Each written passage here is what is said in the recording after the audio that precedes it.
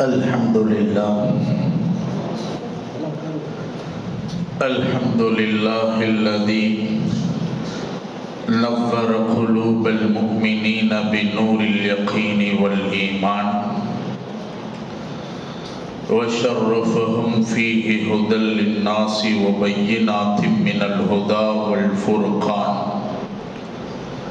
ثم الصلاة والسلام على نبيه وعلى آله وصحبه أجمعين أما بعد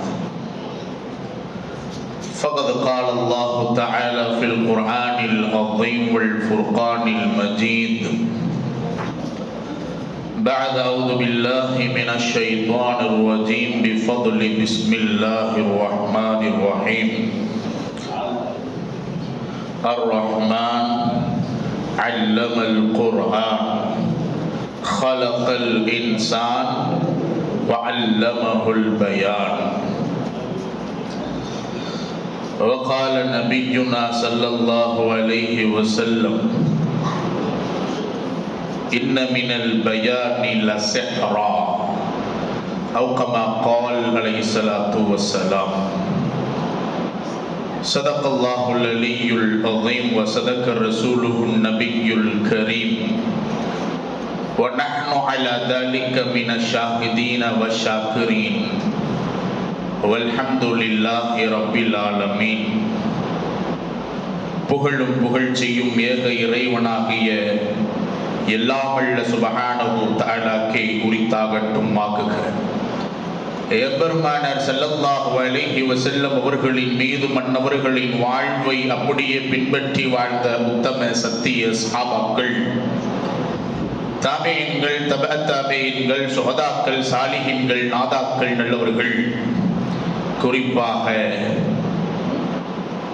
இந்த மஜ்லிஸில் வீற்றிருக்கக்கூடிய நம் அனைவருக்கும் அல்லாஹ்வின் சாந்தியும் சமாதானமும் என்றென்றும் நின்று நிலவட்டும் ஆக்குக. அற்புதமாக நடந்து கொண்டிருக்கிற நதுவத்து சாலிஹீன் மாணவ சொற்பேச்சு மன்றத்தின் நிறைவு விழாவை அழகாக தொகுத்து கொண்டிருக்கிற ஹஸ்ரத் அவர்களுக்கும், அற்புதமாக இந்த காலத்திற்கு ஏற்றால் போல் 2 கல்விகளையும் செம்மையாக நடத்த வேண்டும் என்று நடாத்தி கொண்டிருக்கிற தகுதிமிக்க இந்த மதரசாவின் முதல்வர் ஹஸ்ரத் கிப்லா அவர்களுக்கும், மாணவர்களை ஒழுக்கத்தாலும் படிப்பாலும் உயர்த்த வேண்டும் என்று ஆர்வத்தோடு இருக்கிற, தியாக மனப்பான்மையோடு இருக்கிற தகுதிமிக்க இந்த மதரசாவின் பேராசிரியர்களுக்கும், இந்த மதரசாவினுடைய தலைவர், செயலாளர், பொருளாளர், நிர்வாகத்தில் இருக்கக்கூடிய அங்கத்தினர்கள், ஆட்டோர்கள், சாட்டோர்கள், குறிப்பாக மாணவ கண்மணிகள், உங்கள் அத்துணை பேர்களுக்கும் இஸ்லாத்தின் காணிக்கையான சலாத்தினை சமர்ப்பணம் செய்து என் வார்த்தைகளை துவங்குகிறேன். அஸ்ஸலாமு அலைக்கும் வரஹ்மத்துல்லாஹி வபரகாத்துஹு. அல்ஹம்துலில்லாஹ், எல்லோரும் விழித்துத்தான் இருக்கிறீர்கள். ஏனென்றால் அத்தனை மாணவர்களும் சலாம் சொன்னார்கள், ஆனால் பதில் சலாம் வரவே இல்லை. அல்ஹம்துலில்லாஹ்.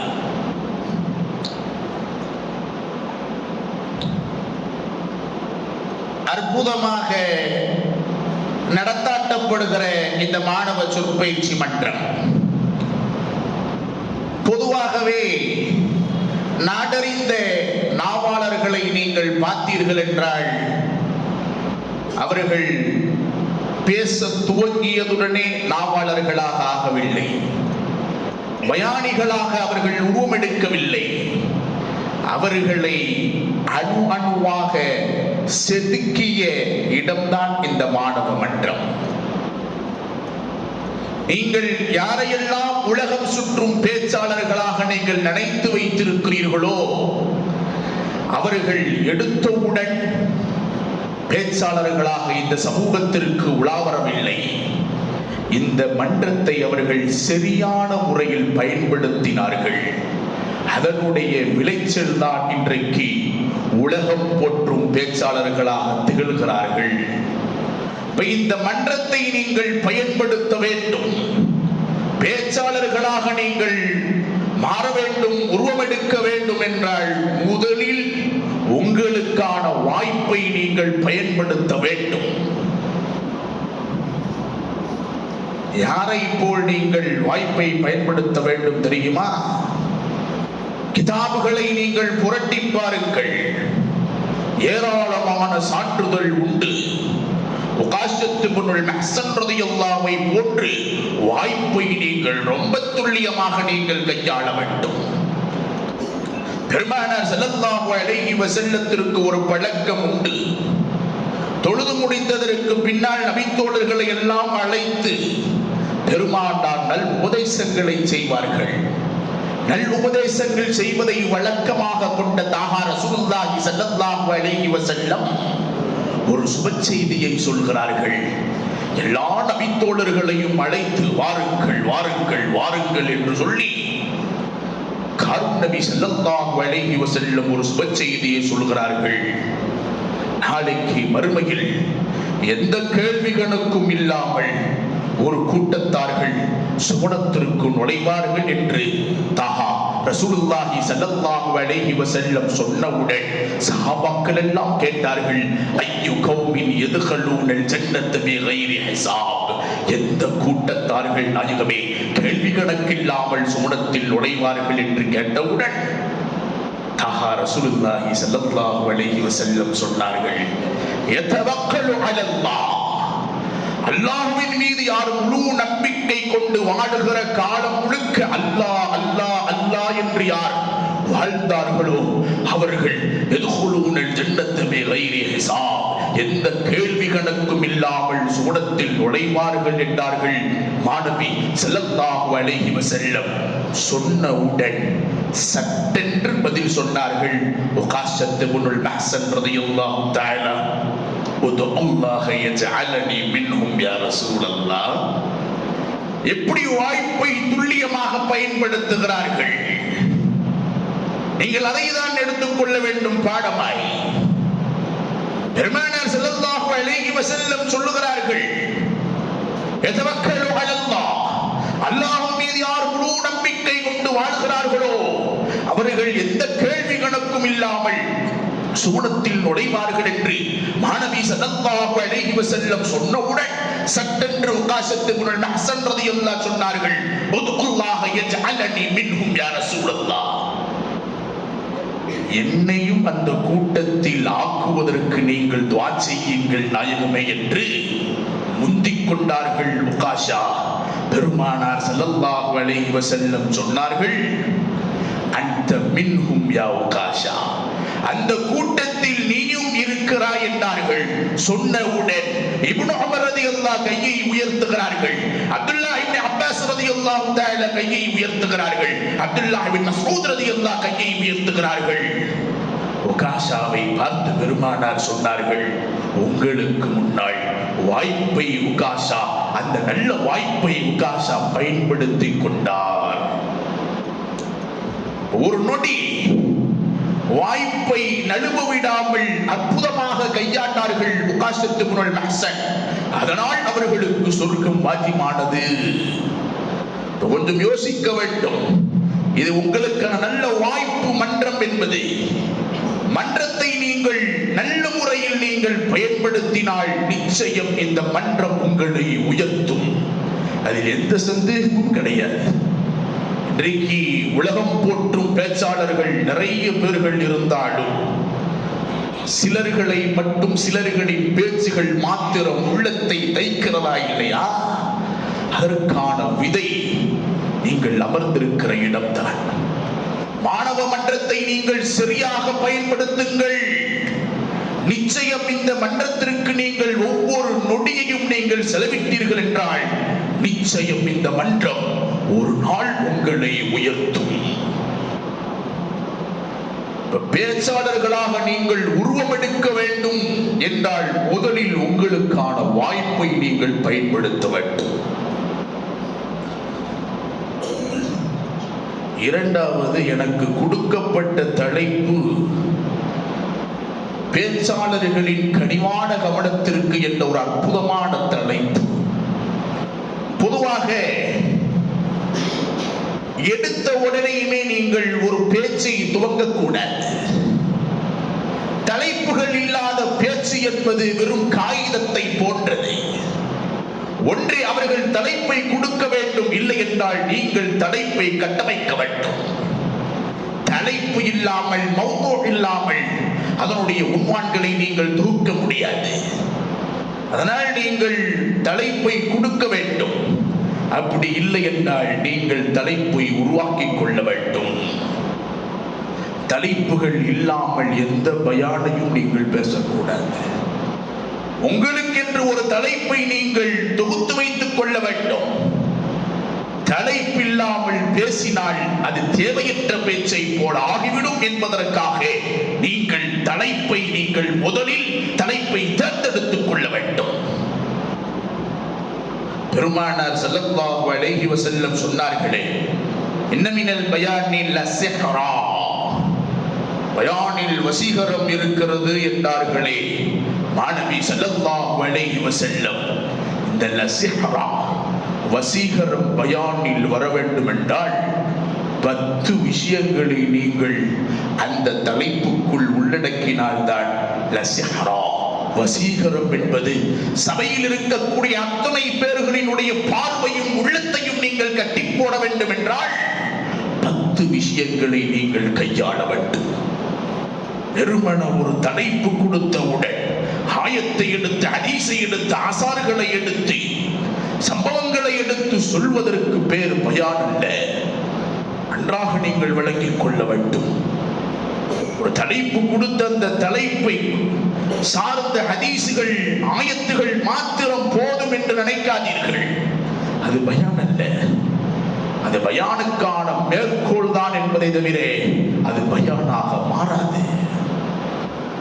நீங்கள் பயானை எடுக்க வேண்டும் என்றால், இந்த தமிழகத்தில் தலை சிறந்த பேச்சாளர்களாக நீங்கள் உருவாக வேண்டும் என்றால் 10 அம்சங்களை உங்கள் தலைப்புக்குள் நீங்கள் கொண்டு வர வேண்டும். 10ல் 1 குறைஞ்சா கூட பக்கத்து மகளாக்கு கூட பேச்சாளராக போக முடியாது. 10ம் துல்லியமாக இருக்கணும். அதில் முதலாவது என்ன தெரியுமா?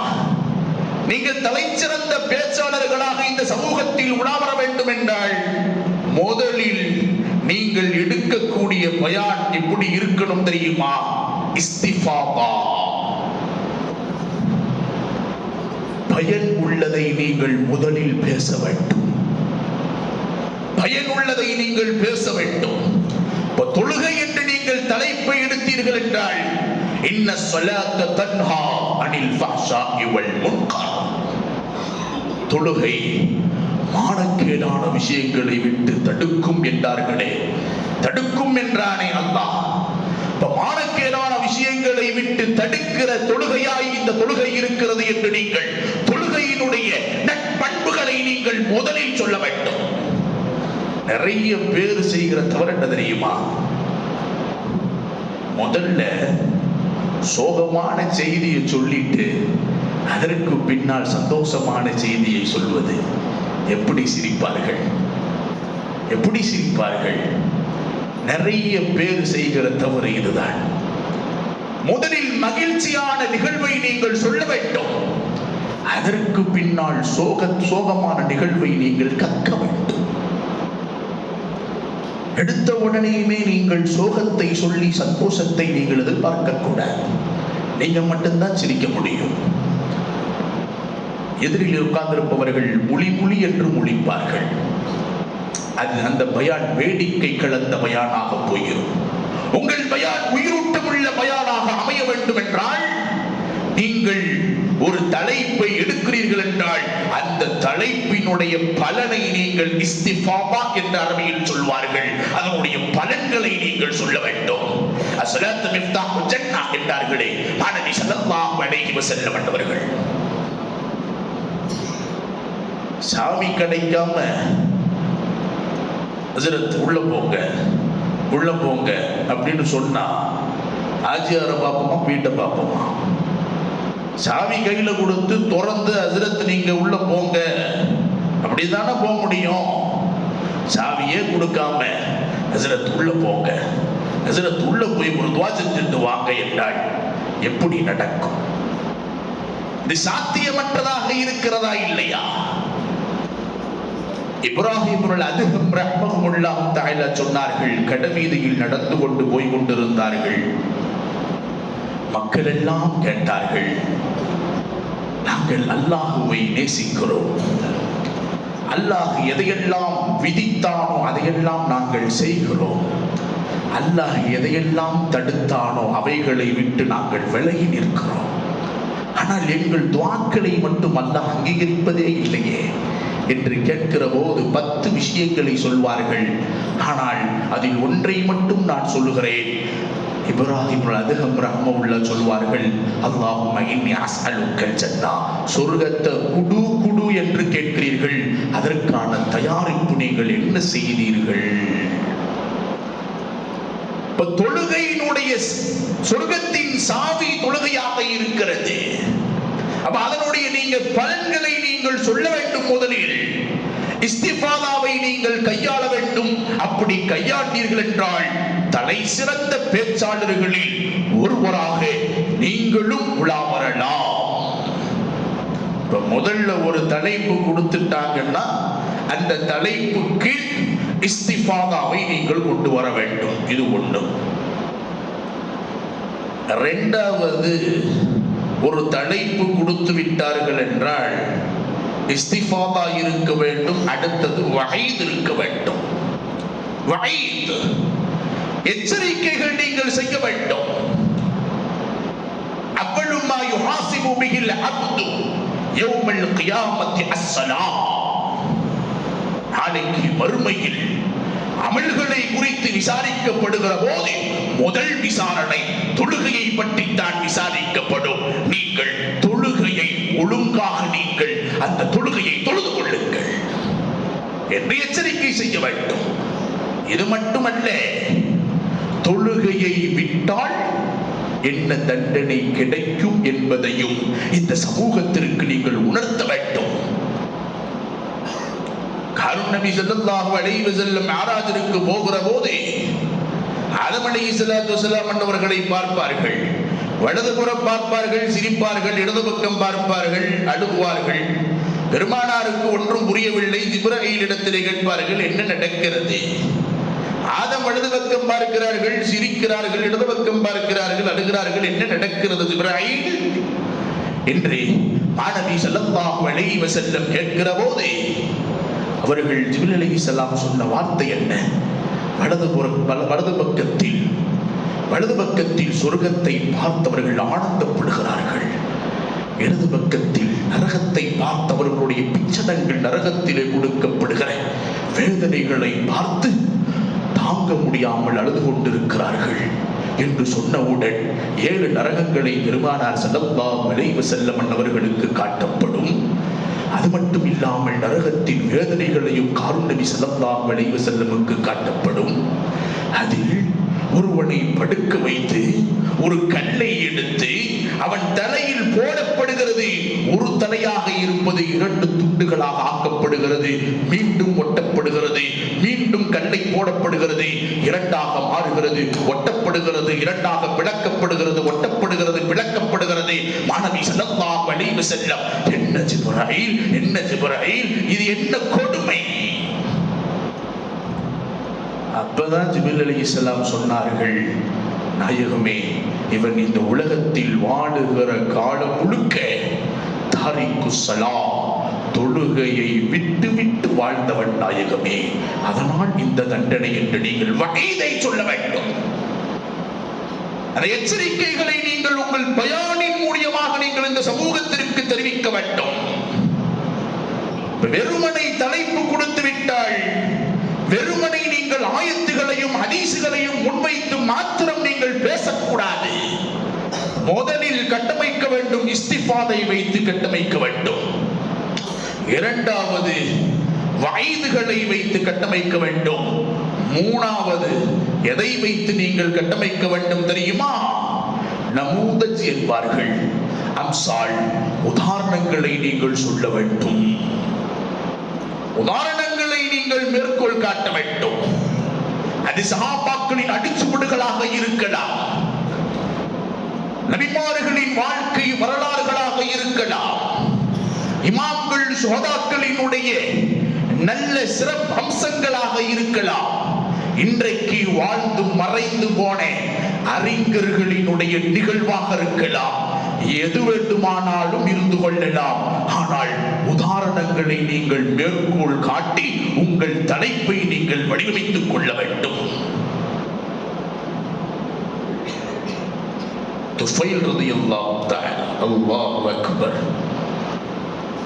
தொழுகையை எந்த நேரத்திலேயும் விடக்கூடாது என்பதற்கான சரியான உதாரணம். துஃபைல் ரலியல்லாஹு தஆலா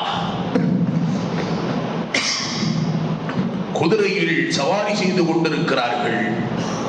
குதிரை கொஞ்சம் வரம்பு பிடிக்கிறது, மெதுவாக போன குதிரை கொஞ்சம் சீறுகிறது, வேகம் எடுக்கிறது குதிரை, குதிரையின் பின்னங்கள் தடுக்கி கீழே விழுகிறது குதிரை. அந்த குதிரையில் மேலே இருந்த துஃபைல் ரலியல்லாஹு கீழே விழுகிறார்கள், கால் உடைந்து போகிறது. இன்னைக்கு கால் உடைஞ்சா ஏராளமான மருந்துகள் உண்டு, ஏராளமான மருந்துகள், மருந்து போவதற்கான ஊசிகள், மயக்க மருந்துகள், வழி தெரியாமல் இருப்பதற்கு.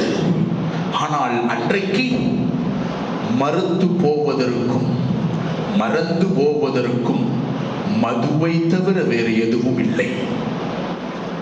துஃபைலை பார்த்து கேட்கிறார்கள் மருத்துவர்கள், உங்கள் கால் உடைந்து போய்விட்டது, நீங்கள் மதுவை அருந்தினால் உங்களுக்கு சிகிச்சை செய்யப்படும்.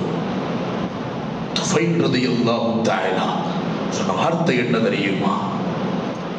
மாநபி ஸல்லல்லாஹு அலைஹி வஸல்லம் எந்த நிலையிலேயும் மதுவை அருந்தக்கூடாது என்று சொல்லியிருக்கிறார்கள். கலீலுஹு வ கதீருஹு ஹராம். 1 லிட்டர் பாட்டிலில் குடித்தாலும் அது சாராயம் ஹராம், 1 மிடல் வாயில் குடித்தாலும் அது ஹராம் என்று சொன்னவுடன் அந்த மருத்துவர் கேட்டார், இப்போ உங்களுக்கு சிகிச்சை செய்ய என்ன செய்ய? மாநபி ஸல்லல்லாஹு அலைஹி வஸல்லம் வழிகாட்டி இருக்கிறார்கள், நான் தொழுகையில் தக்பீர் கட்டி என்று உட்கார்ந்து விடுகிறேன், மருந்து ஊசிகள் எனக்கு வேண்டாம், மயக்கம் மேற்கொள்வதற்கான எந்த மருந்துகளும் எனக்கு வேண்டாம், தக்பீரை கட்டி நான் உட்கார்ந்து கொள்கிறேன், என் காலை நீங்கள் சரி செய்து கொள்ளுங்கள். அதே போல் தக்பீரை கட்டி அமர்ந்தார்கள், அவர்களுக்கு சிகிச்சை செய்யப்பட்டது. வரலாறு பேசுகிறது. நான் சொல்லக்கூடிய விஷயங்கள் எல்லாம் ஏதோ ஒரு ஓரத்தில் வருகிற நாள் குறிப்பில் உள்ள செய்திகளை நான் சொல்லவில்லை. நாள் குறிப்பில் வருகிற செய்திகளை நான் சொல்லவில்லை. ஆறாத வடுக்களாக உள்ளத்தில் பதிந்த சஹாபாக்களின் வரலாறுகளை நான் சொல்கிறேன். காரூன் நபி ஸல்லல்லாஹு அலைஹி வஸல்லம் அவர்கள் உருவாக்கிய ஆளுமைகளை சொல்கிறேன். எப்படி உதாரணம் ஏதாவது ஒன்றை நீங்கள் உங்கள் தலைப்புக்குள் நீங்கள் புகுத்திக் கொள்ள வேண்டும். அது நபிமார்களின் வரலாறாக எந்த வரலாறாக எந்த நிகழ்வுகளாக இருந்தாலும் சரி. ஆனால் அம்சாடுகளை விட்டுவிட்டு நீங்கள் தலைப்பை நகர்த்தக்கூடாது. இப்ப முதலில் ஒரு தலைப்பை கொடுத்து விட்டால் இஸ்திஃபாதா இருக்க வேண்டும். அதில் சொல்லக்கூடிய பலன்கள் என்ன என்பதை இந்த சமூகத்திற்கு நீங்கள் சொல்ல வேண்டும். இரண்டாவது வயது எச்சரிக்கைகள் செய்ய வேண்டும். மூணாவது அம்சால்கள் உதாரணங்களை நீங்கள் மேற்கோள் காட்டி சொல்ல வேண்டும். நாலாவது என்ன தெரியுமா? ஐபுரத் படிப்பினையை நீங்கள் இந்த சமூகத்திற்கு என்ன சொல்ல போகிறீர்களோ அதனுடைய படிப்பினையை நீங்கள் சொல்ல வேண்டும். நிறைய பேர் இங்கே கூட அழகாக அற்புதமாக நீங்கள் பேசினீர்கள், வாழ்த்துக்கள். உண்மையில் இந்த மன்றத்தை நீங்கள் பயன்படுத்தி இருக்கிறீர்கள் என்பதில் எந்த சந்தேகம் கிடையாது. அவ்வளவு அற்புதமாக நீங்கள் பேசினீர்கள். மார்க்கு போடுவதற்கே கொஞ்சம் குழப்பமாகத்தான் இருந்தது. என்னை எப்படி எல்லாம் ஒரே மாதிரி பேசுகிறீர்கள், ஏற்றத்தாழ்வுகள் இல்லாமல் அத்துணை பேர்களும் ரொம்ப அற்புதமாக அந்த பேச்சினுடைய கலையை கண்டவர்களாக நீங்கள் பேசினீர்கள். அல்ஹம்துலில்லாஹ். ஆனால் படிப்பினையை நீங்கள் சொல்லவே இல்லை. இந்த தலைப்பின் மூலியமாக நீங்கள் என்ன சொல்ல வருகிறீர்கள் என்கிற செய்தியை நீங்கள் படிப்பினையாய் கடைசியாய் நீங்கள் சொல்லவில்லை என்பது வருத்தத்திற்குரிய செய்தி. அப்ப இப்ரத், படிப்பினை. பெருமானார் ஸல்லல்லாஹு அலைஹி வஸல்லம் சொன்னார்கள் தொழுகையை குறித்து, அஸ்ஸலாத்து இமாதுத்தீன், மார்க்கத்தின் தூண், அஸ்திவாரம் இந்த தொழுகை என்றார்கள். ஒரு கூடாரம் நினைத்திருக்க வேண்டும் என்றால் அதற்கு அஸ்திவாரம் என்பது ரொம்ப உறுதியாக இருக்க வேண்டும். தொழுகை உறுதி இல்லை என்றால் இந்த தீன் அழிந்து போய்விடும் என்றார்கள் மாணவி ஸல்லல்லாஹு அலைஹி வஸல்லம். எந்த நேரத்திலேயும் நீங்கள் என்ன செய்யக்கூடாது, தொழுகையை மறந்தவர்களாக விட்டவர்களாக நீங்கள் வாழக்கூடாது என்பதை உள்ள இப்ரத் படிப்பனையை இந்த சமூகத்திற்கு நீங்கள் எப்பொழுது சொல்கிறீர்களோ நாடறிந்த நாவாளர்களாக நீங்கள் ஆகக்கூடும் என்பதில் எந்த சந்தேகம் கிடையாது.